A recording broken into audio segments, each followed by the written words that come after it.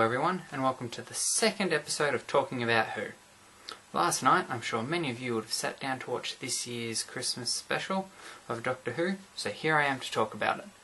Yet again, there will be lots of spoilers. As you may have guessed from the title of this episode, it is loosely based on C.S. Lewis's Narnia Tales, and sees a family during World War II flee to the countryside at Christmas time.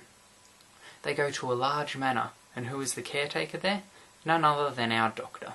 3 years prior to this, Madge, the mother of this family, helped the Doctor get back to the TARDIS after he crashed out of an exploding spaceship.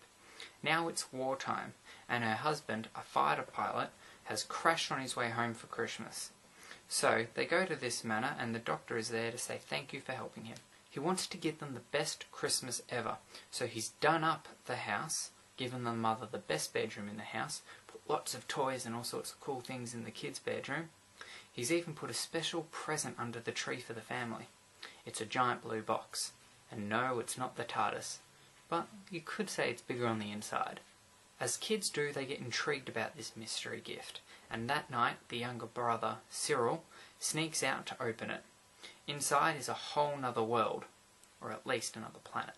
This world has a giant forest covered in a lovely blanket of snow, just like Narnia does.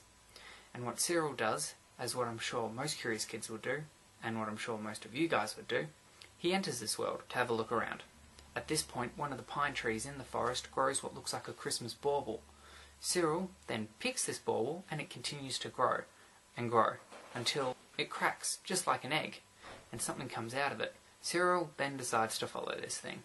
At this point, the Doctor and Cyril's sister Lily enter the room with the box. They notice that the box is opened and follow Cyril through.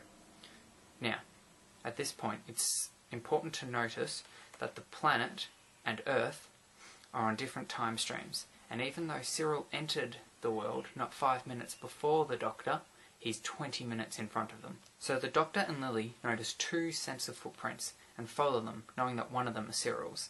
Now Madge is looking for everyone, and she too enters the world. All Madge wants is for her kids to have a good Christmas. She hasn't even told them that their father has died, because she doesn't want to ruin it for them. Not long after Madge enters the world, 3 people teleport right in front of her, and tell her that the whole forest is about to be harvested using acid rain. The Doctor and Lily manage to catch up with Cyril, but not before Cyril found a tower with wooden people, a king and queen. They are using Cyril to talk. They tell the Doctor they know all about the acid rain coming and want to get off the planet and save the life force of the other trees. These life forces look like stars coming out of the trees, but they can't leave. These wooden people have placed a crown on Cyril's head. This is what they're using to talk with. Using this crown, the life force of the forest can enter the body of the one wearing it and use it as a vessel. Except they say that Cyril is weak and cannot hold the life force. Neither can the Doctor, but Lily and Madge can. It needs to be a woman. In the end, they use Madge as the vessel. Then the top of the tower comes off and flies into the time vortex. It is flown using Madge's mind, and as long as she concentrates on where she wants to go, it'll fly there.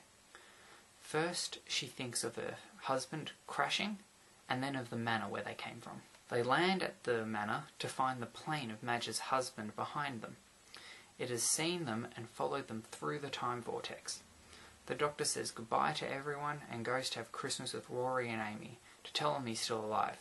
But they already know this, because River told them. From this I can assume that Amy and Rory will continue to be with the Doctor when Season 7 starts up.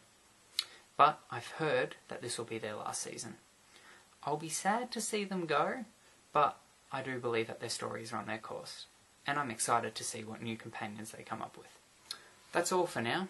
Please rate, comment, subscribe, or email me at talkingabouthwho@hotmail.com. It's written in the description below. And I'll be back when Doctor Who returns later this year. I don't know the exact date yet, but when the show returns, so will I. For now, farewell.